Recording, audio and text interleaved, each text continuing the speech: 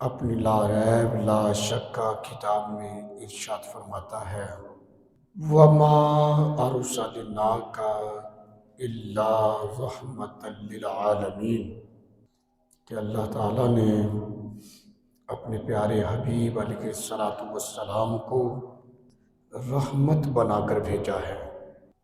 آیت مقدسہ میں اللہ رب العزت نے کریم آقا علیہ السلام کی وصف رحمت، پھر اس کے وسعت کو ذکر کیا کہ آپ عالمین کے لیے رحمت ہیں۔ عالمین سے کیا مراد ہے؟ اللہ تعالیٰ قرآن پاک میں ارشاد فرماتا ہے الحمدللہ رب العالمین، کہ تمام تعریفیں اللہ کے لیے ہیں جو عالمین کا پالنے والا ہے۔ تو عالمین کا معنی یہ ہوا کہ جو اللہ کی مخلوق ہے، جس کو اللہ نے پیدا کیا ہے، ان تمام مخلوقات کے لیے اللہ تعالیٰ نے اپنے پیارے حبیب علیہ السلام کو رحمت بنا کر بھیجا ہے۔ یہاں ایک مثال سمجھ لیں، بات سمجھ میں آئے گی کہ جس چیز کی جتنی زیادہ ضرورت تھی اللہ تعالیٰ نے اس چیز کو اتنا ہی کثرت کے ساتھ پیدا کیا ہے۔ مثال کے طور پر ہمیں مسالہ جات کے اندر زیادہ ضرورت نمک کی تھی تو اللہ نے نمک کے پہاڑ پیدا کر دیے، اور نمک کے مقابلے میں چونکہ مرچ کی کم ضرورت ہوتی ہے تو پھر مرچ کے پہاڑ نہیں ہے، بلکہ اس کے پودا ہے اور اس کو پودے کے اوپر لگایا گیا ہے۔ مطلب جس چیز کی زیادہ ضرورت تھی اس چیز کو اتنا کثرت کے ساتھ اللہ تعالیٰ نے پیدا کیا۔ ایسے ہی دیکھ لیں، اللہ تعالیٰ نے پھل بھی پیدا کیے ہیں، لیکن جو غلہ ہے، غلہ، اس کے مقابلے میں تو پھل جو ہیں وہ زیادہ نہیں ہیں، کیونکہ لوگوں کو زیادہ حاجت اور ضرورت غلے کی تھی، اناج کی تھی، تو پھر اس غلے کو زیادہ پیدا کیا گیا، اور غلے کے مقابلے میں چونکہ پھل کی کم ضرورت تھی تو اس کو اتنی مقدار کے اندر رکھا گیا ہے۔ پھر غلے کی بنسبت ہمیں پانی کی زیادہ ضرورت ہوتی ہے۔ جب ہم دیکھتے ہیں تو پانی کے سمندر بہا دیے ہیں، اور جو غلہ ہے پانی کے مقابلے میں کم ہے۔ کیوں؟ کہ انسان کو غلے کی بنسبت پانی کی زیادہ حاجت اور ضرورت تھی، تو اللہ تعالیٰ نے اسی حساب سے پانی کو پھر زیادہ مقدار کے اندر پیدا کر دیا۔ یعنی جس چیز کی انسان کو زیادہ حاجت تھی، زیادہ ضرورت تھی، اللہ تعالیٰ نے اس چیز کو اتنی ہی کثرت کے ساتھ پیدا کیا تاکہ میرے بندوں کی ضرورتیں جو ہیں وہ آسانی کے ساتھ پوری ہوتی رہیں۔ اب انسان ہے، خطا کا پتلا ہے، اس سے غلطی بھی ہوتی ہے، گناہ بھی ہو جاتے ہیں، تو ہمیں ضرورت رحمت کی تھی کہ کوئی ایسا بھی ہو کہ جس کی کمبل کے نیچے ہم آ جائیں، جس کے رحمت کے سائے میں آئیں تو اللہ معاف فرمائے۔ اللہ تعالیٰ نے اپنے بندوں کے لیے پھر اپنے محبوب علیہ السلام کو اپنی مخلوق کے لیے رحمت بنا کر بھیج دیا ہے۔ تو انسان کو جس چیز کی جتنی زیادہ ضرورت تھی اس چیز کو اتنا زیادہ مقدار کے اندر رکھا گیا۔ تو نبی پاک علیہ السلام کی جو رحمت ہے اس کا دائرہ اتنا وسیع ہے کہ اس رحمت سے کوئی یہودی بھی باہر نہیں ہے، کوئی عیسائی باہر نہیں ہے، کوئی کافر باہر نہیں ہے۔ مسلمانوں کو تو اس رحمت کا حصہ ملا ہی ملا ہے، کافروں کو بھی اس رحمت کا حصہ مل گیا ہے۔ اللہ تعالیٰ قرآن میں ذکر کرتا ہے ما کان اللہ لیعذبہم وانت فیہم، کہ اللہ کی یہ شان نہیں محبوب ان کو رب عذاب دے جب تک کہ آپ ان میں موجود ہیں۔ یعنی حضور علیہ الصلوۃ والسلام کی موجودگی کی وجہ سے اللہ تعالیٰ نے سابقہ امتوں پر طرح طرح کے عذاب نازل کیے۔ کسی کی شکلیں بندروں کی طرح بن گئی، کسی پر پتھروں کا عذاب آیا، لیکن وہ جمع تفریق کر کے سارے گناہ اس امت میں پائے جاتے ہیں، لیکن اللہ کا عذاب نہیں اترا۔ وجہ کیا تھی؟ وجہ یہ ہے کہ محبوب جب تک آپ ان میں موجود ہو، آپ کے ہوتے ہوئے رب کی یہ شان نہیں ہے کہ رب ان پر عذاب نازل کر دے۔ تو پتہ چلا جس ظلم کی وجہ سے سابقہ امتوں پر عذاب نازل ہوئے، اللہ تعالیٰ نے ان کی بستیوں کو اجاڑ کر رکھ دیا، تباہ کر کے رکھ دیا، وہی سارے ظلم اب بھی پائے جا رہے ہیں، لیکن اللہ عذاب نہیں کر رہا۔ کیوں؟ محبوب کی وجہ سے۔ تو پتہ چلا سرکار کی رحمت کا حصہ یہودی بھی پا رہے ہیں، عیسائی پا رہے ہیں، کافر بھی پا رہے ہیں۔ اتنا وسیع دائرہ ہے محبوب علیہ الصلوۃ والسلام کی رحمت کا، کہ سرکار کی رحمت کی وجہ سے لوگ ظلم کر کے بھی اللہ کے عذاب سے بچے ہوئے ہیں، لیکن یہ دنیا میں بچے ہوئے ہیں، آخرت میں ان کو ان کے ظلم کی سزا اور عذاب اللہ تعالیٰ ان کو دے گا۔ اللہ اکبر۔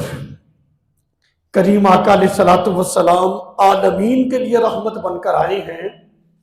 سرکار علیہ الصلوۃ والسلام کی رحمت، دیکھو رحمت کے لیے ضروری ہے ہر چیز۔ اب دیکھو پانی کی ہمیں ضرورت ہے، پانی کے سمندر اللہ تعالیٰ نے بہا دیے، بندہ پیاسا ہو، پیاس کے وقت اس کو ایک گلاس بھی نہ ملے، وہ پیاسا ہی مر جائے، تو پھر اس کو کیا فائدہ ہوا اتنے کثیر پانی کا؟ اس کو تو تبھی فائدہ ہوگا نا جب ضرورت کے وقت اس کو بھی مل جائے۔ تو اللہ تعالیٰ نے تمام نعمتیں پیدا کی، اور ان نعمتوں کی طرف جو رسائی تھی، ان نعمتوں تک پہنچنا کیسے ہے وہ طریقہ بھی بتا دیا اپنی مخلوق کو، کہ ان نعمتوں کو تم اس طرح کر کے حاصل کر سکتے ہو، اب تمہاری مرضی ہے تم اس کو حاصل کرو یا نہ کرو، لیکن اللہ تعالیٰ نے طریقے بتا دیے ہیں۔ ایسے ہی اللہ رب العزت نے اپنے پیارے حبیب علیہ الصلوۃ والسلام کو تمام عالمین کے لیے رحمت بنا کر بھیجا ہے، اور اس رحمت تک رسائی کیسے حاصل کرنی ہے اس کا طریقہ بتا دیا۔ فرمایا اس رحمت تک تم رسائی اگر حاصل کر لو تو پھر تمہیں سب کچھ ہی مل جائے گا۔ اور اس رحمت تک رسائی ہم کیسے حاصل کر سکتے ہیں؟ فرمایا وہ عشق کا راستہ ہے، عشق کے ذریعے تم اس رحمت تک رسائی حاصل کرو گے۔ جب یہ تمہیں عشق رسول، محبت رسول سے تمہارے سینے جب روشن ہو جائیں گے، تمہاری یہ رسائی رحمت تک ہو جائے گی، پھر جو بھی تمہاری ضرورت ہوگی سرکار کے صدقے اللہ پوری فرما دے گا۔ تو یہ ہے عشق۔ عشق کے اندر اللہ تعالیٰ نے وہ طاقت، وہ پاور رکھ دی ہے جو کسی اور چیز میں اللہ تعالیٰ نے رکھی نہیں ہے۔ تو یہ عشق ضروری ہے، یہ محبت ضروری ہے، اور محبت رسول صلی اللہ علیہ وسلم کائنات کا سب سے بڑا انقلاب ہے۔ یہ محبت رسول ایسی چیز ہے، بوڑھے کو بھی ہو جائے یہ محبت اس کو بھی جوان کر دیتی ہے، وہ بھی تہجد کے وقت کھڑا ہو کر اللہ کی بارگاہ میں سر جھکا دیتا ہے۔ یہ عشق تو ہے، اور کیا ہے؟ جو گرم بستر سے نکال کے ٹھنڈے پانی سے وضو کروا کے رب اپنی بارگاہ میں جھکا رہا ہے تو عشق کی وجہ سے ہو رہا ہے نا۔ تو یہ ایک ایسا کرنٹ انسان کے اندر پیدا کر دیتا ہے کہ انسان بڑھاپے میں بھی جوان ہو جاتا ہے، پھر اسے نہ رات کا احساس رہتا ہے، نہ رات گزرنے کا اس کو پتہ لگتا ہے، نہ بھوک کا اس کو احساس ہوتا ہے۔ بس وہ ایک ایسی لگن میں لگ جاتا ہے کہ اس میں کو اس محبت کے اندر اللہ کی عبادت میں وہ لذت پا رہا ہوتا ہے کہ پھر وہ لذت اسے کسی اور کام کے اندر ملتی ہی نہیں۔ فرمایا یہ محبت ہے، یہ عشق ہے، اور عشق کے ذریعے تم اس رحمت تک رسائی پا سکتے ہو۔ یہ عشق ہی تھا کہ صحابہ اکرام گھوڑوں پہ جا رہے ہیں، دیکھا آگے دریا آ گیا، کوئی پل ہی کوئی نہیں، انہوں نے کہا کہ ہم تو رسول اللہ کے غلام ہیں۔ انہوں نے گھوڑے دریا میں ڈال دیے، اللہ کے فضل سے وہ دریا خشک ہو گئے، اور اس دریا نے بھی صحابہ اکرام کو راستہ دے دیا ہے۔ یہ عشق تھا کہ صحابہ اکرام کا، ایک صحابی جنگل کا سفر کر رہے ہیں، حضرت سفینہ ان کا نام ہے، اور ان کا ٹکراؤ آمنا سامنا ہو گیا شیر کے ساتھ۔ اب شیر تو انسان کا دشمن ہے، وہ چیر پھاڑنے کے لیے جب تیار ہونے لگا، حضرت سفینہ رضی اللہ تعالیٰ عنہ فرمانے لگے خبردار رک جا، تو جانتا نہیں میں محمد عربی کا غلام ہوں۔ آپ نے اس سے کہا میں محمد عربی کا غلام ہوں۔ دیکھیں جب انسان کا کسی دشمن سے آمنا سامنا ہوتا ہے تو بندہ اس کے سامنے اپنا وہ تعارف پیش کرتا ہے جو اس کی سب سے بڑی پاور ہوتی ہے۔ ہم راستے میں کوئی پولیس والا روک لے تو کیا کہتے ہیں؟ جو ہمارا سب سے بڑا تعارف ہے، جو سب سے بڑی طاقت ہے، اس کا ذکر کرتے ہیں۔ بھی میرے ابا جی جو ہیں وہ فلاں محکمے کے اندر افسر ہوتے ہیں، میرے چاچو جان وزیر ہوتے ہیں، میرے تایا جان فلاں علاقے کے ایم پی ایم این اے ہوتے ہیں، اسی طرح ذکر کرتے ہیں نا تاکہ اس سے چھٹکارا حاصل کیا جائے۔ اب حضرت سفینہ رضی اللہ تعالیٰ عنہ صحابی رسول ہیں، سامنا ہو گیا شیر کے ساتھ۔ اب جب وہ چیر پھاڑنے کے لیے تیار ہونے لگا، کہا خبردار تو جانتا نہیں میں رسول اللہ صلی اللہ علیہ وسلم کا غلام ہوں۔ یعنی جو سب سے بڑا تعارف تھا، جو سب سے بڑی صحابی کی پاور تھی، وہ شیر کے سامنے ذکر کر دی۔ اب شیر نے کیا کیا؟ مورخین نے لکھا ہے جب صحابی رسول نے یہ ذکر کیا کہ میں رسول اللہ کا غلام ہوں، تو وہ شیر کتے کی طرح دم ہلاتے ہوئے اس نے پاؤں کو چاٹنا شروع کر دیا، اور بھئی جس کا تم نام لے رکھے ہو اس کے تو ہم بھی غلام ہوتے ہیں۔ اچھا ایک یہاں پر بات اور بھی بڑی غور و فکر کرنے والی ہے۔ صحابی رسول نے عربی میں گفتگو کی اس کتے سے کہ میں رسول اللہ کا غلام ہوں، تو مجھے یہ بتائیں عربی میں گفتگو کی اس شیر سے بھی، وہ جو شیر تھا وہ کون سے عربک سکول میں پڑھتا رہا ہے، کس جامعہ کا وہ فارغ التحصیل تھا کہ اس کو پتہ چل گیا کہ بھی یہ اپنا جو ہے کہہ رہا ہے کہ میں رسول اللہ کا غلام ہوں۔ اس کا مطلب یہ ہے کہ شیر بھی یہ جانتا ہے کہ یہ رسول اللہ صلی اللہ علیہ وسلم کا غلام ہے، کیونکہ جس کی حکومت ہو اسی کی زبان بولی جاتی ہے نا۔ جب حکومت ہی میرے آقا علیہ الصلوۃ والسلام کی ہے، سلطنت ہی سرکار علیہ الصلوۃ والسلام کی ہے قیامت تک، قیامت کے بعد بھی حضور علیہ الصلوۃ والسلام کو اللہ تعالیٰ میدان محشر میں اپنی ساری مخلوق کے سامنے دکھائے گا کہ میرے محبوب کی شان دیکھو کتنی بلند ہے۔ اللہ اکبر۔ اس شیر نے کتے کی طرح دم ہلاتے ہوئے خوشامد کرتے ہوئے پاؤں کو چاٹنا شروع کر دیا ہے۔ تو یہ تھا عشق۔ اس عشق کی وجہ سے صحابہ اکرام نے وہ مقام اور وہ مرتبہ حاصل کر لیا تھا کہ جب وہ اس عشق کا واسطہ جس کے سامنے بھی ذکر کرتے تھے، دریا راستہ چھوڑ دیا کرتے تھے، خون خار درندے جو ہیں وہ خوشامد کرتے ہوئے پاؤں کو چاٹنا شروع کر دیا کرتے تھے۔ فرمایا کہ بس یہی تمہاری طرف تمہارے لیے ایک راستہ ہے کہ عشق کے راستے کو اپنا لو۔ جب تم اس راستے کو اپناؤ گے اور اس عشق کے ذریعے تم رحمت للعالمین حضور علیہ الصلوۃ والسلام کی وصف رحمت تک رسائی حاصل کر لو گے، پھر اللہ تعالیٰ کائنات کو تمہارے تابع کر دے گا۔ اسی لیے تو کہا گیا ہے نا، الا ان اولیاء اللہ لا خوف علیہم ولا هم یحزنون۔ اللہ اکبر۔ نبی کریم علیہ الصلوۃ والسلام کی رحمت کا حصہ جس نے رسائی حاصل کی اس کو مل گیا ہے، اور حضور علیہ الصلوۃ والسلام کی رحمت کا یہ دائرہ بہت وسیع ہے، ہر ایک کے لیے ہے۔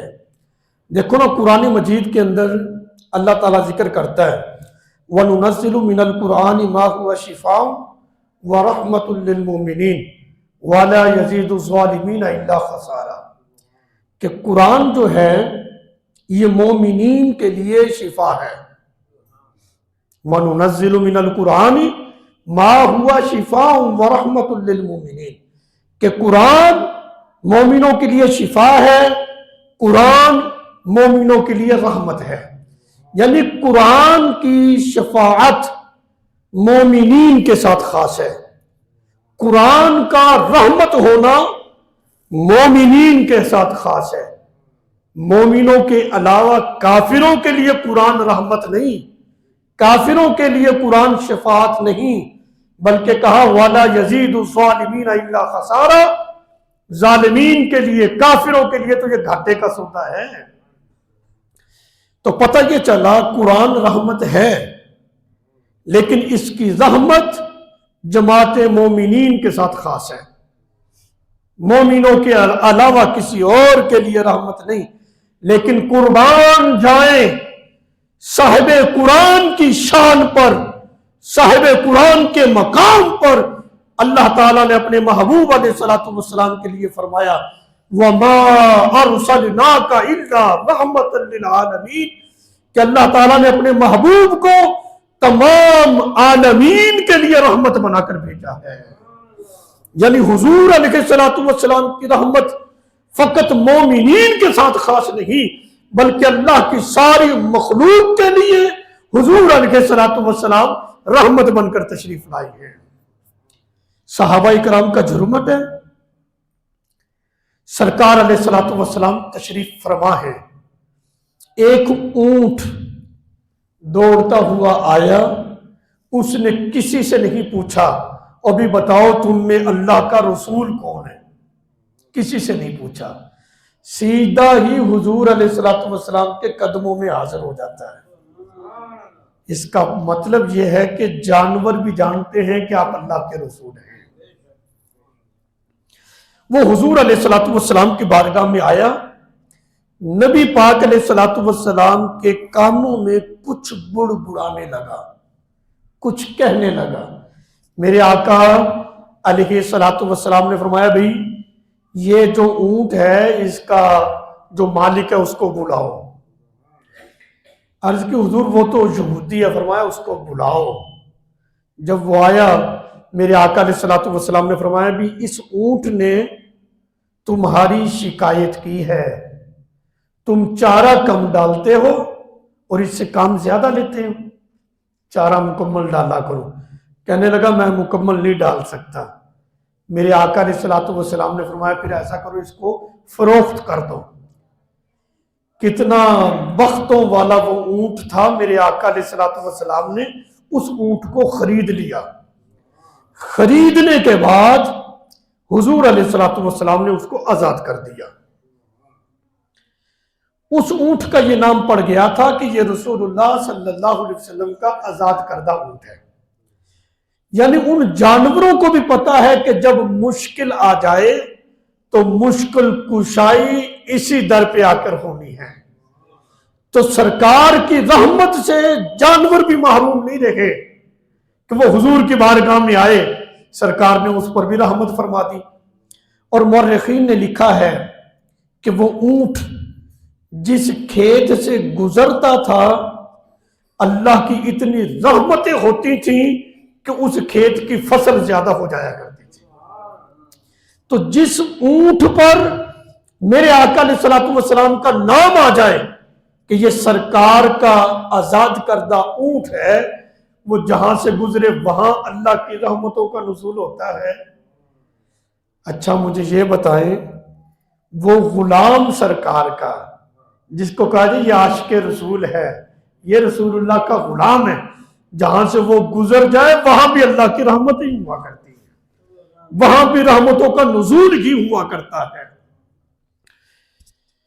ایک شکاری نے شکار کیا اور ہرن کو پکڑ لیا، اب وہ بھی مشکل میں ہے، فریاد کر رہی ہے۔ میرے آقا علیہ الصلوۃ والسلام نے فرمایا بھی اس کو چھوڑ دو، یہ ٹھیک ہی کہہ رہی ہے، یہ اپنے بچوں کو دودھ پلا کر آ جائے گی۔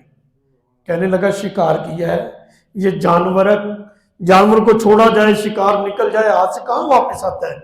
فرمایا تم میرے کہنے پہ اس کو چھوڑ دو، یہ آئے گی واپس۔ اللہ اکبر، اس پر رحمت کی۔ اب وہ ہرن، اس کو پتا تھا کہ رسول اللہ صلی اللہ علیہ وسلم سے وعدہ کر لیا ہے، اب اس کو پورا کرنا ہے۔ وہ دودھ پلا کر اپنے بچوں کے ساتھ واپس آ گئی ہے۔ اللہ اکبر، یہ وہ موقع تھا جس کو دیکھ کر یہودی بھی جو ہے وہ کلمہ پڑھ کر مسلمان ہو گیا تھا کہ یہ اللہ کے ایسے رسول ہیں جن کو جانور بھی مانتے ہیں، اور حضور علیہ الصلوۃ والسلام ان کی بولیاں بھی سمجھتے ہیں۔ اللہ تعالیٰ نے اپنے پیارے حبیب علیہ الصلوۃ والسلام کو ساری مخلوقات کے لیے رحمت بنا کر بھیجا، تو جانوروں کے لیے بھی آپ رحمت تھے۔ اللہ اکبر۔ میرے آقا علیہ الصلوۃ والسلام خیبر کے موقع پر حضرت اسماء بنت امیس رضی اللہ تعالی عنہ، وہ کہتی ہیں کہ سرکار علیہ الصلوۃ والسلام نماز عصر پڑھنے کے بعد آپ حضرت علی کی طرف بڑھے، کہا میں کچھ آرام کرنا چاہتا ہوں، تم اپنی گود حاضر کرو۔ سرکار اپنا مبارک سر مولا علی المرتضیٰ رضی اللہ تعالی عنہ کی گود میں رکھ کر آرام فرما ہو گئے۔ اب دیکھیں، مولا علی المرتضیٰ نے ابھی نماز عصر ادا نہیں کی تھی، جبکہ سرکار علیہ الصلوۃ والسلام نماز عصر ادا کر چکے تھے۔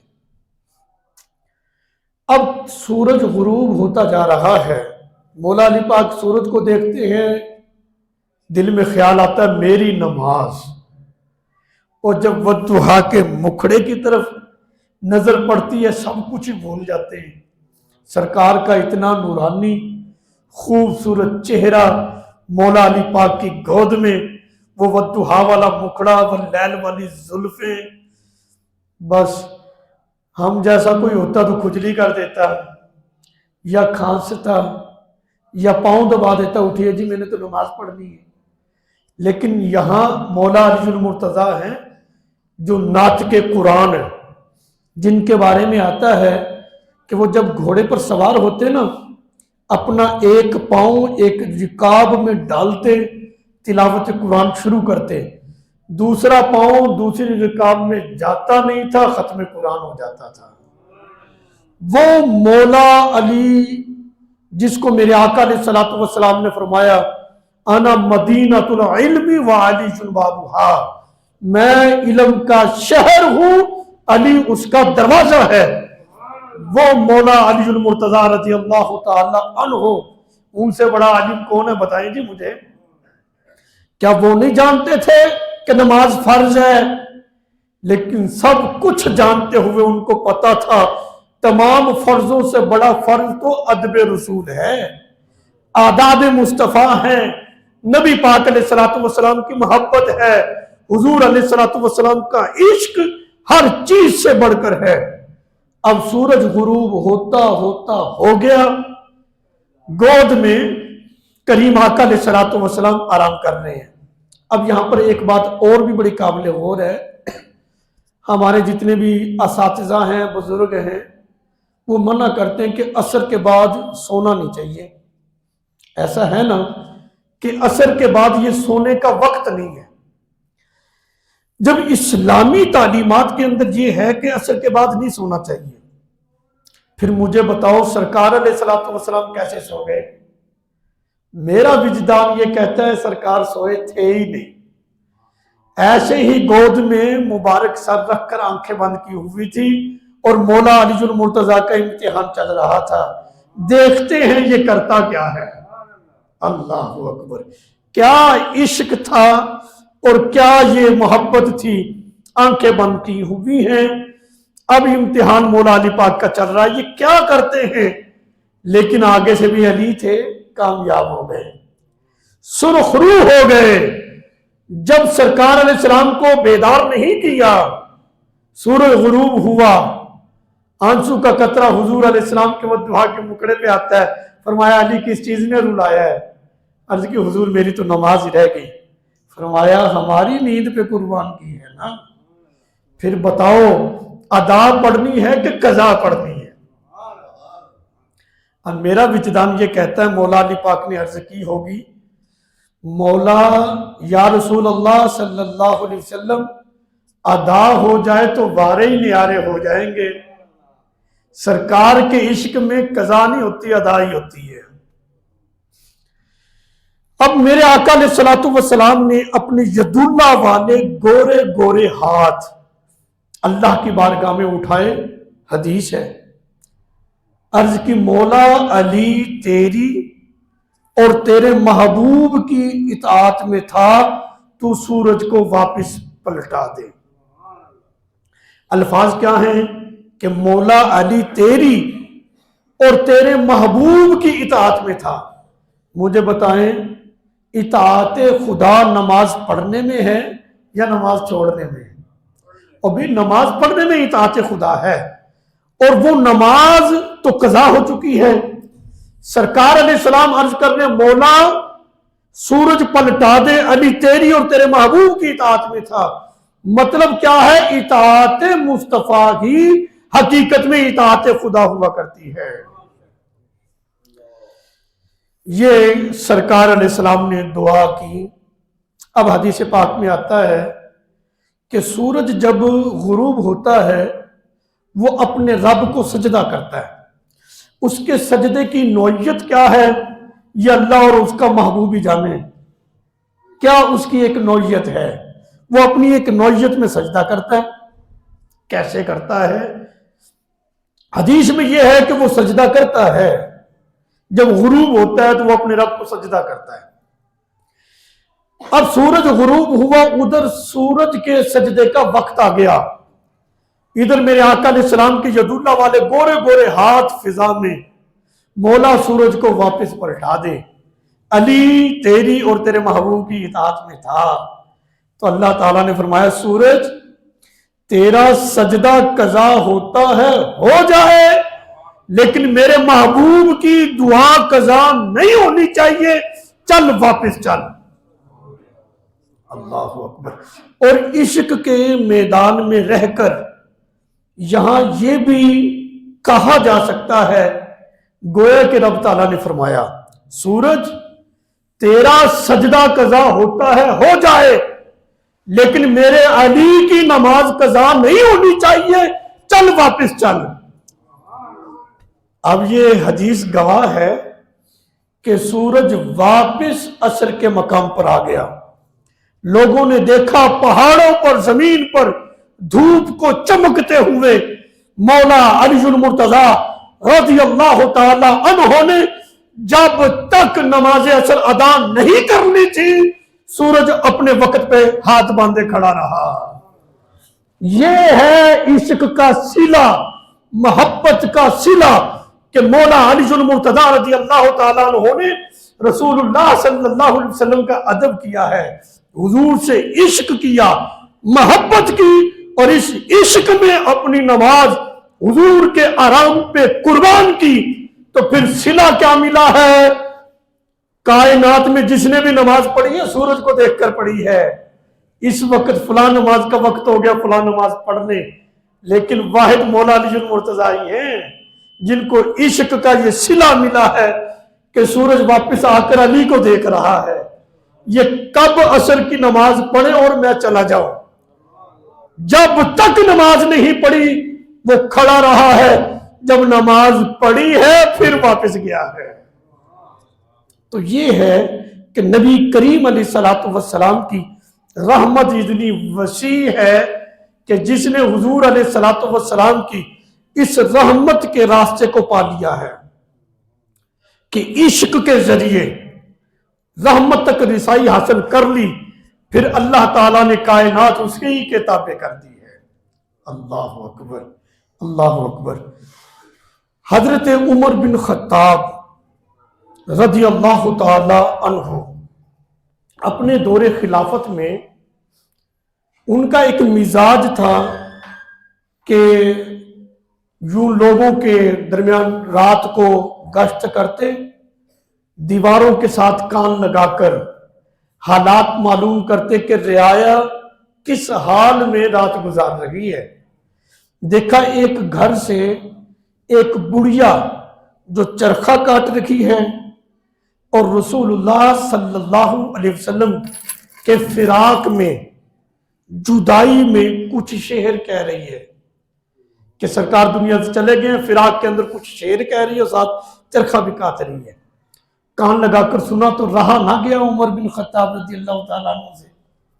حضرت عمر بن خطاب رضی اللہ تعالیٰ عنہ کی طبیعت اس طرح کی تھی کہ قرآن مجید میں کوئی عذاب کی آیت سنتے آپ کے جسم پہ لرزہ طاری ہو جایا کرتا تھا۔ وَلِمَنْ خَافَ مَقَامَ رَبِّهِ جَنَّتَانِ، یہ آواز سنی تو اتنا لرزہ طاری ہوا، کانپتے ہوئے زمین پر آ گئے تھے، بے ہوش ہو گئے تھے، اٹھا کر آپ کو گھر میں لے آئے تھے۔ یعنی اس طرح کی ان کی طبیعت تھی۔ جب انہوں نے وہ فراق کے اشعار جو حضور علیہ السلام کی فراق میں وہ بڑھیا چرخہ کاٹتے ہوئے پڑھ رہی تھی، آپ نے دروازہ ہی کھٹکھٹا دیا۔ آدھی رات کو کسی کے گھر میں داخل ہونے کی شرعی حیثیت کیا ہے بتائیں مجھے؟ یہ خلیفۃ المسلمین ہیں، مسلمانوں کے خلیفہ ہیں۔ حضرت عمر بن خطاب، عشق کا مزاج کچھ علیحدہ سے ہوتا ہے، وہ محبت اور وہ عشق جب حضرت عمر بن خطاب رضی اللہ تعالی عنہ کے اندر جوش مارنے لگا، کسی چیز کی پرواہ نہ رکھی، نہ وقت کا احساس رہا، دروازہ کھٹکھٹا دیا۔ اس بڑھیا نے چرخہ کاٹتے ہوئے پوچھا کون ہے؟ کہا میں عمر بن خطاب ہوں، خلیفۃ المسلمین ہوں، دروازہ تو کھولو۔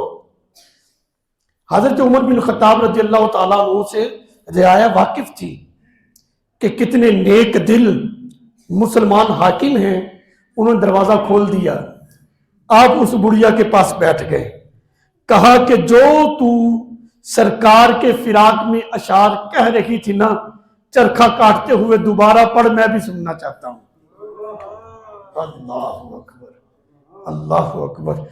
یہ ایک عشق اور یہ ایک محبت تھی کہ حضور علیہ السلام کے، تو اس نے وہی اشعار کہنا شروع کر دیے۔ آپ سنتے رہے، جب سننے کے بعد گئے، مورخین نے لکھا ہے کہ اتنا اثر ہوا حضرت عمر بن خطاب رضی اللہ تعالی عنہ پر، 3 دن تک آپ بیمار رہے تھے۔ اتنا صدمہ ان کو اس چیز کا پہنچا کہ رسول اللہ صلی اللہ علیہ وسلم ہم میں نہیں ہیں اور یہاں سے چلے گئے ہیں۔ وہ اشعار سن کر اتنا اثر ہوا، اتنی محبت، اور جس کو کہتے ہیں نا ٹوٹ کر حضور علیہ السلام سے صحابہ اکرام پیار کیا کرتے تھے۔ آج ہمارا مزاج تو اور طرح کا ہے نا، ہمیں تو اپنا آرام، اپنی آسائش، یہ ساری چیزیں ہمیں محبوب ہیں کہ بس ہمارے معاملات سیدھے چلنے چاہیے، ہمیں کیا لگے نبی پاک علیہ السلام کی عزت و ناموس کیا ہے، حضور علیہ السلام کے ساتھ پیار کیسے کرنا ہے، اور اس کی سرکار علیہ السلام نے دین کے لیے کتنی محنت کی ہے اور ہمارے حصے میں کیا کام آتا ہے، ہم نے کیا کرنا ہے۔ ہم ان تمام چیزوں سے بے خبر ہو کر بیٹھے ہیں، لیکن صحابہ اکرام وہ تھے جنہوں نے حضور علیہ السلام کے ایک اشارے پر بھی اپنی جانوں کو پیش کر دیا تھا۔ اللہ اکبر، اللہ اکبر۔ حضور کا مقام اور مرتبہ پتہ کیا ہے؟ سرکار علیہ السلام نے ایک صحابی کو آواز دی، اس کو آنے میں ذرا تاخیر ہو گئی۔ قرآن مجید میں جب آیا، فرمایا کہ تم نے آنے میں اتنی تاخیر کیوں کی؟ عرض کی یا رسول اللہ صلی اللہ علیہ وسلم، میں تو نماز پڑھ رہا تھا، میں نماز پڑھ رہا تھا، آواز تو میں نے سن لی تھی، میں نے کہا بس نماز مکمل کر کے میں حاضر خدمت ہو جاتا ہوں۔ سرکار علیہ السلام نے فرمایا تو نے قرآن نہیں پڑھا؟ یا ایھا الذین آمنوا استجیبوا للہ وللرسول اذا دعاکم، جب اللہ اور اس کا رسول بلائے تو فوراً آ جاؤ۔ صحابہ اکرام کو اس کے بعد یہ مسئلہ معلوم ہو گیا کہ جب سرکار علیہ السلام کسی غلام کو آواز دیتے، وہ نماز کی حالت میں بھی ہوتا تو فوراً سرکار کی خدمت میں حاضر ہو جایا کرتا تھا۔ حضور کیا حکم ہے، سرکار اس کو بازار بھیجتے، جہاں بھی بھیجتے، وہ سارے معاملات مکمل کرنے کے بعد حضور سے اجازت لے کر جب فارغ ہوتا دوبارہ وہیں سے نماز شروع کرتا جہاں سے چھوڑ کر گیا تھا۔ اور یہ ہے صحابہ اکرام کی نماز۔ آج کہتے ہیں کہ خیال رسول سے نماز چھوٹ جاتی ہے، اور میں نے کہا تمہیں کیا ہو گیا ہے؟ صحابہ اکرام تو نماز میں حضور کی آواز کو سن کر جہاں نماز ہوتی تھی وہیں پہ اس کو چھوڑتے، حضور کی خدمت میں حاضر ہوتے۔ دیکھو نا، اب نماز ہے، نماز میں عمل کثیر ہو جائے، یعنی ایک رکن میں ہاتھ ہم نے خارج کی، پھر اپنی ٹوپی ٹھیک کی، پھر تیسری مرتبہ کان کو کھجلی کر رہے، یعنی ایک رکن میں 3 مرتبہ حرکت کر لی جائے، فقہا کہتے ہیں یہ عمل کثیر ہے، اور عمل کثیر سے نماز فاسد ہو جاتی ہے، ٹوٹ جاتی ہے، اس نماز کا لوٹانا دوبارہ پڑھنا واجب ہو جاتا ہے۔ لیکن یہاں پر صورتحال کیا ہے، صرف 3 مرتبہ حرکت کی بات نہیں ہے، سینہ بھی پھر گیا ہے، حضور کی خدمت میں گیا ہے، گفتگو ہو رہی ہے، جی کیا حکم ہے، غلام حاضر ہے، پھر کہا تم فلاں فلاں کام کر کے آؤ، گھر فلاں چیز دے کر آ جاؤ، بازار سے خرید کر لے آؤ، سارا کچھ کرنے کے بعد جب اجازت ہوتی جہاں سے نماز چھوڑ کر جاتے وہیں سے آ کر دوبارہ نماز کا آغاز کر دیا کرتے تھے، کوئی سجدہ صاحب نہیں۔ یہ ہے عشق، اور یہ ہے رسول اللہ صلی اللہ علیہ وسلم کا مقام و مرتبہ۔ صحابہ اکرام تو ایسے کرتے تھے۔ نبی کریم علیہ السلام مصلی پہ نماز پڑھا رہے ہیں تو یہ دایاں بایاں ہمارے لیے ہے۔ لیکن آج میں نماز پڑھاؤں، جو دائیں طرف ہوں گے ان کو بنسبت ان کے جو بائیں طرف نماز پڑھ رہے ہیں ثواب زیادہ ملے گا، دائیں میں برکت ہوتی ہے۔ تو یہ دایاں بایاں ہمارا ہے نا، اور سرکار علیہ السلام نے جو ہمیں تعلیمات دی ہیں وہ ہمارے دائیں بائیں کے اعتبار سے، سرکار تو سراپے رحمت ہیں، سر کے بالوں سے لے کر پاؤں کے ناخنوں تک حضور علیہ السلام رحمت ہی رحمت ہیں۔ سرکار کا دایاں بایاں کیسا بھائی؟ حضور تو رحمت ہی رحمت ہے، لیکن حضور علیہ السلام نماز پڑھا رہے ہیں، صحابہ اکرام دائیں طرف۔ بھی اب کیا بات ہے بھائی، اب کوئی دائیں طرف نماز پڑھے، بات سمجھ میں آتی ہے کہ ٹھیک ہے زیادہ برکت ہے۔ اللہ تعالیٰ آج کے مبارک جمعہ کے صدقے سے سب کو مدینہ شریف لے جائے۔ مسجد نبوی شریف میں غور کرنا، جو پکے اور سمجھدار نمازی ہوتے ہیں وہ امام کی دائیں طرف نہیں بائیں طرف بیٹھتے ہیں، وہ بائیں طرف بیٹھنے کو ترجیح دیتے ہیں۔ مدینہ شریف مسجد نبوی شریف کے اندر امام کی بائیں طرف بیٹھ کر نماز پڑھنے میں، امام کی بائیں طرف ہو کر نماز پڑھنے میں زیادہ ثواب ہے امام کے پیچھے۔ اس کی وجہ کیا ہے؟ میں ان چیزوں کی بڑی کھوج لگاتا رہا، ہمارے پاکستان میں دائیں طرف امام کے کھڑے ہو جائیں تو زیادہ ثواب ہے، وہاں جا کر بائیں طرف نماز پڑھیں تو زیادہ ثواب ہے۔ اس کی وجہ کیا ہے؟ کھوج لگاتے لگاتے میں اس نتیجے پر پہنچا کہ پاکستان میں جب امام نماز پڑھاتا ہے اس کی دائیں طرف رسول اللہ صلی اللہ علیہ وسلم کا مبارک روزہ پڑتا ہے۔ جب نمازی امام کی دائیں طرف کھڑے ہو کر نماز پڑھتا ہے، اگرچہ جو بائیں طرف ہے وہ بھی تکبیر تحریمہ کے ساتھ ملا ہے، لیکن دائیں طرف والے کو اس لیے نماز کا ثواب زیادہ ملتا ہے کہ وہ بائیں طرف والے کی بنسبت نماز میں سرکار کے روزہ انور کے زیادہ قریب ہے۔ میں کہتا ہوں سرکار کے مبارک روزہ انور کے قرب کی وجہ سے اللہ نماز کا ثواب بڑھا دیتا ہے، تو جس کی نماز میں روزہ رسول والے کا خیال آ جائے اس کی نماز تو پھر کتنی بلند شانوں پہ پہنچ جائے گی۔ یہ نہ کہو نماز نہیں ہوگی، بلکہ یہ پوچھو کہ وہ مقبولیت کے درجے کتنے طے کر جائے گی۔ اور مسجد نبوی شریف میں سمجھدار جو نمازی ہیں وہ امام کی بائیں طرف اس لیے ہوتے ہیں، وہاں جب امام نماز پڑھاتا ہے، امام کی بائیں طرف جو ہے وہ سرکار کو روزہ انور پڑھتا ہے، وہ اس لیے بائیں طرف کھڑے ہو جاتے ہیں کہ بھی ثواب تو حضور کے مبارک روزہ انور کے قرب کی وجہ سے زیادہ ہونا ہے، وہاں دائیں طرف نہیں بلکہ بائیں طرف ہو جاتے ہیں۔ اچھا، یہ معاملات ہیں ہمارے۔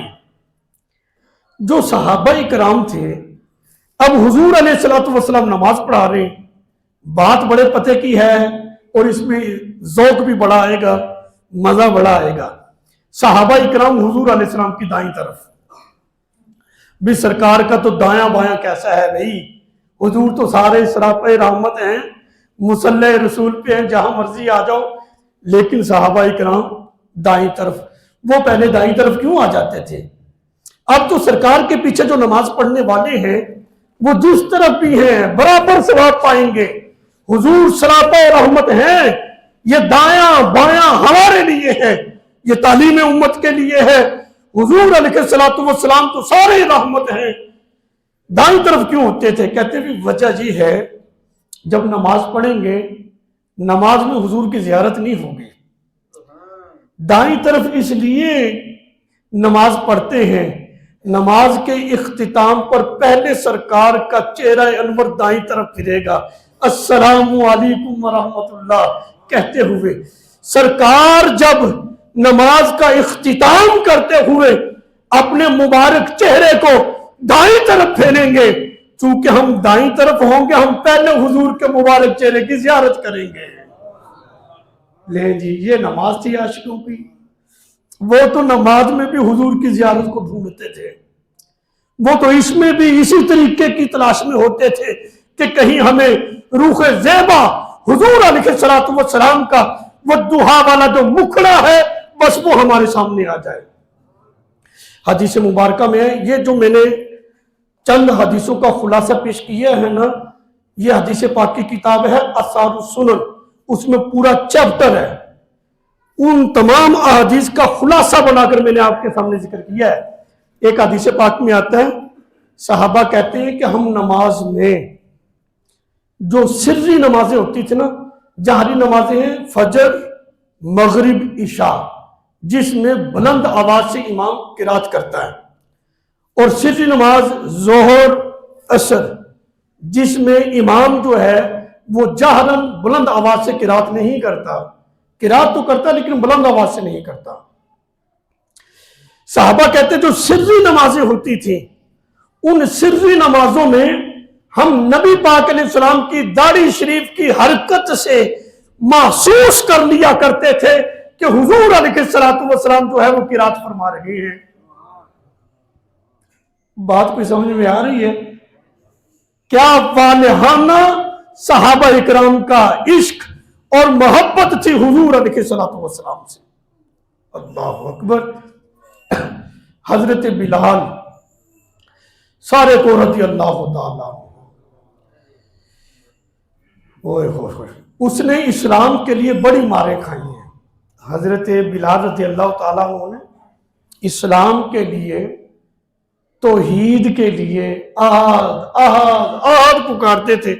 یہ جتنا مچلتے تھے نا عشق میں، وہ اتنا ہی زیادہ ظلم کرتے تھے، لیکن عاشقوں کو لطف آتا ہے۔ عاشق جو ہوتا ہے نا، وہ محبوب کے نام پر جو تکلیف ملتی ہے وہ اس تکلیف کے اندر بھی لذت ہی پا رہا ہوتا ہے۔ حدیث پاک ہے، میرے آقا علیہ السلام نے پوچھا اپنے غلاموں سے، بھی یہ جو چیونٹی ہوتی ہے، کیڑی، انسان کو کاٹنے کتنی کی تکلیف ہوتی ہے؟ عرض کی یا رسول اللہ صلی اللہ علیہ وسلم اس کی کیا تکلیف ہونی ہے؟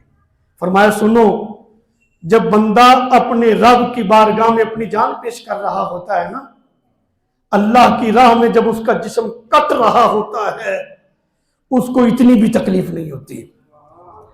کیوں؟ کیونکہ شہید کو بوقت شہادت اللہ تعالیٰ اپنے جلووں کی اپنے زیارت نصیب فرماتا ہے۔ وہ بندہ ان جلووں میں اتنا کھو جاتا ہے، جسم کے کٹنے کا اس کو احساس ہی نہیں رہتا۔ کٹتا ہے بظاہر جسم تڑپتا ہوا نظر آ رہا ہوتا ہے، لیکن حقیقت میں اللہ کے جلووں میں وہ وجد کر رہا ہوتا ہے اور اس مستی کے اندر ہوتا ہے۔ حضور نے فرمایا اس کو تو اتنی بھی تکلیف نہیں ہوتی جتنی کہ ایک چیونٹی انسان کو کاٹ لے اس کو تکلیف ہوتی ہے۔ تو پتہ چلا کہ جو عاشق ہوتا ہے وہ لطف پاتا ہے کہ جب اس کو محبوب کے نام پر اس کو اذیت دی جاتی ہے، اس کو تکلیف پہنچائی جاتی ہے، اس میں بھی ایک خاص قسم کا اس کے لیے لطف ہوتا ہے۔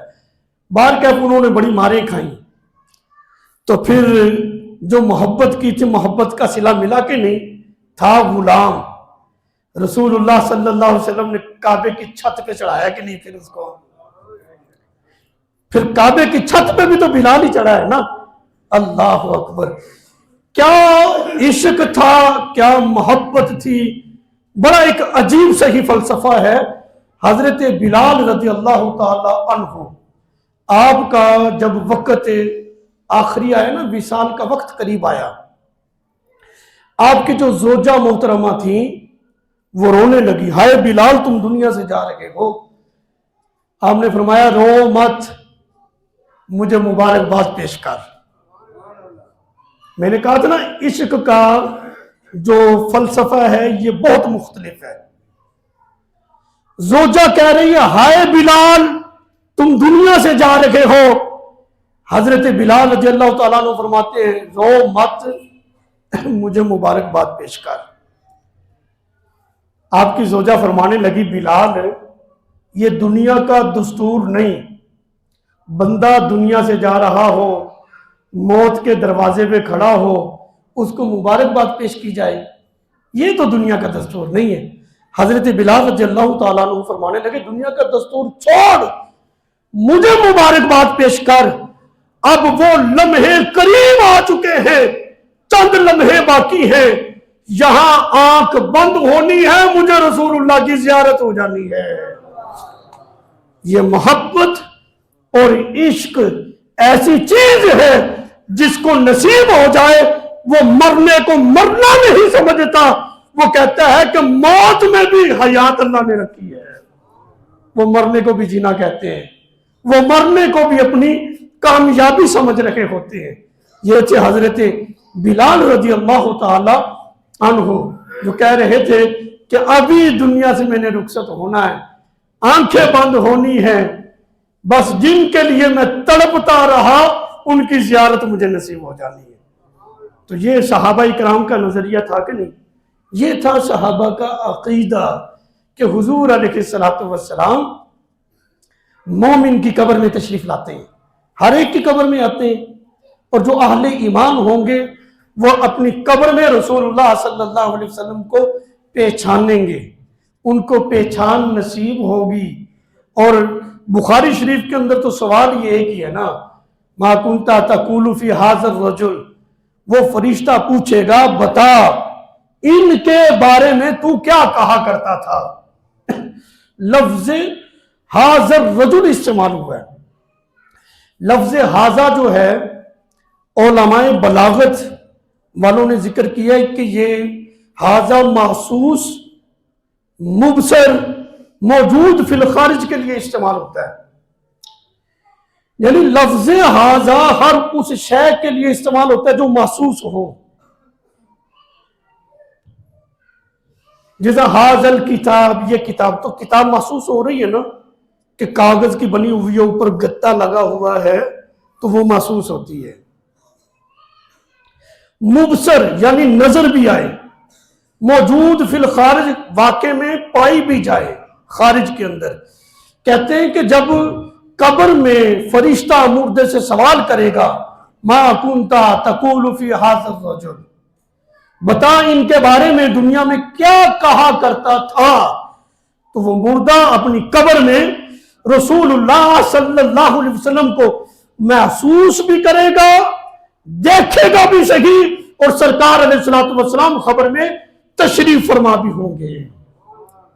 یہ بخاری شریف کی حدیث رجل استعمال ہوا ہے، حضور کی روح مبارک نہیں، مبارک جسم کے ساتھ رجل، رجل انسان کو کہتے ہیں، اور انسان جسم اور روح کے مرکب کا نام ہوتا ہے. یہ دونوں چیزیں مل جائیں اس کو رجل کہتے ہیں, اس کو انسان کہتے ہیں.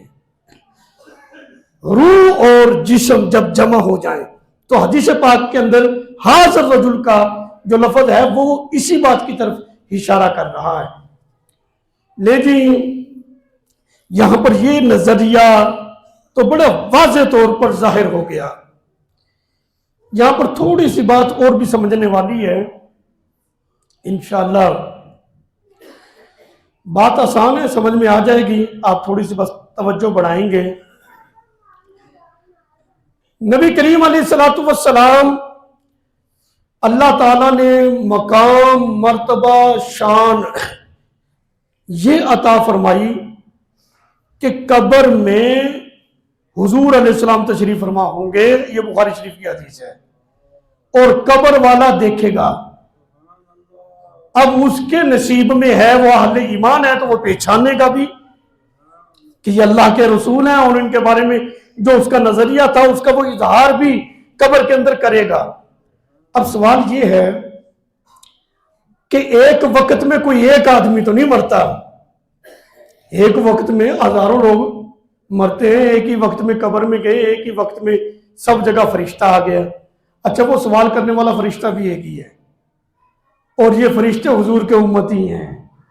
جب ان امتی فرشتوں کی یہ شان ہے کہ وہ ایک ہی وقت میں زمین کے اندر ہزاروں جگہ, پاکستان بھی, ہندوستان بھی, افغانستان بھی, سعودی عربیہ بھی, مختلف جگہوں میں ایک ہی وقت میں مردے کے پاس جا کر سوال کر دیتا ہے, ما کنت تقول فی ھذا الرجل, وہ کر دیتا ہے. ایک ہی فرشتہ ہے, ایسا نہیں ہے کہ وہ مختلف فرشتے ہیں, سوال کرنے والا وہی ہے, اور وہ جا کر سوال کرتا ہے. جب اس کی اتنی بلند شان ہے کہ وہ ایک ہی وقت میں مختلف جگہوں میں ہر جگہ حاضر ناظر ہے, جو اس کا نبی ہے, جو امام الانبیاء علیہ الصلوۃ والسلام ہے, جو محبوب خدا ہے, ان کے لیے تو پھر کوئی مشکل نہیں ہے. اچھا, یہ بات آپ ذہن نشین کریں. اس کی توجیہ بعض نے یہ بھی کی ہے کہ حضور تشریف نہیں لاتے, کھڑکی کھلتی ہے روضہ رسول کی طرف سے, اور وہ فرشتہ سوال کر دیتا ہے, ما کنت تقول فی ھذا الرجل, ان کے بارے میں کیا کہتا ہے. میں نے کہا جی کھڑکی کھلتی ہے, بندہ پاکستان میں مرا ہے, سرکار کے روضہ انور کی کھڑکی سعودی عرب سے گزرے کھلے, تو اس کے لیے لفظ ھذا تو نہیں استعمال ہوتا. لفظ ھذا اس میں اشارہ قریب کے لیے آیا ہے, اور بعید کے لیے اس میں اشارہ ذالک کا استعمال ہوتا ہے. تو پھر حدیث پاک میں ھذا کا لفظ نہیں ہونا چاہیے تھا, ذالک جو بعید کے لیے اس میں اشارہ وہ ہونا چاہیے تھا نا. قریب والا کیوں ہے؟ سرکار نے قریب والا اس میں اشارہ ذکر کر کے اس بات کی طرف اشارہ کیا, کھڑکی کوئی نہیں کھلنی, ہم خود اپنے غلام کی قبر میں تشریف لائیں گے. یہ حدیث کا اطلاق خود بتا رہا ہے. چلیں ہم ایک اور زاویے سے اس کو دیکھ لیتے ہیں, ٹائم بھی ہو گیا ہے. اس کا دوسرا اینگل, دوسرا زاویہ وہ یہ ہے, بھی کہتے ہیں کھڑکی کھلتی ہے. وہ کھڑکی کھلتی ہے, یہ بات اب تو سمجھ میں آ رہی ہے کچھ نہ کچھ, لیکن نبی پاک علیہ الصلوۃ والسلام جب ظاہری حیات کے ساتھ اپنے غلاموں میں موجود تھے, کیا اس وقت بھی کوئی فوت ہوتا تھا کہ نہیں؟ صحابہ اکرام شہید بھی ہوتے تھے, فوت بھی ہوتے تھے, ان کے جنازے بھی ہوتے تھے. سرکار علیہ السلام خود جنازہ پڑھاتے تھے, لحد میں اتارتے تھے, قبر بند ہوتی تھی, ایسا سب کچھ ہوتا تھا نا. اچھا, غلام فوت ہو گیا, جنازہ پڑھایا, لحد میں اتارا, قبر بند ہو گئی. سرکار حضرت ابوبکر صدیق, عمر فاروق صحابہ کے ساتھ مسجد نبوی شریف میں تشریف لے آئے.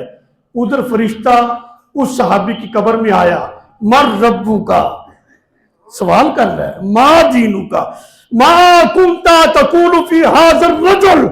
اس نے سوال کیا, وہ غلام قبر میں رسول اللہ صلی اللہ علیہ وسلم کی زیارت کر رہا ہے. حضرت ابوبکر و عمر عثمان و علی مسجد نبوی شریف میں سرکار کی زیارت کر رہے ہیں. آپ بتائیں کون سی کھڑکی کھلے گی؟ مطلب کھڑکی کوئی نہیں کھلنی. اللہ تعالیٰ نے اپنے محبوب کو شان ہی اتنی بلند عطا فرما رکھی ہیں کہ جو نبی زمین کے اوپر ہوتے ہوئے زمین کے اندر ہر جگہ ایک وقت میں حاضر ناظر ہو سکتے ہیں، اس نبی کو اللہ نے یہ بھی شان عطا کر رکھی ہے کہ زمین کے اوپر جب چاہیں جس وقت چاہیں تشریف لے جا سکتے ہیں۔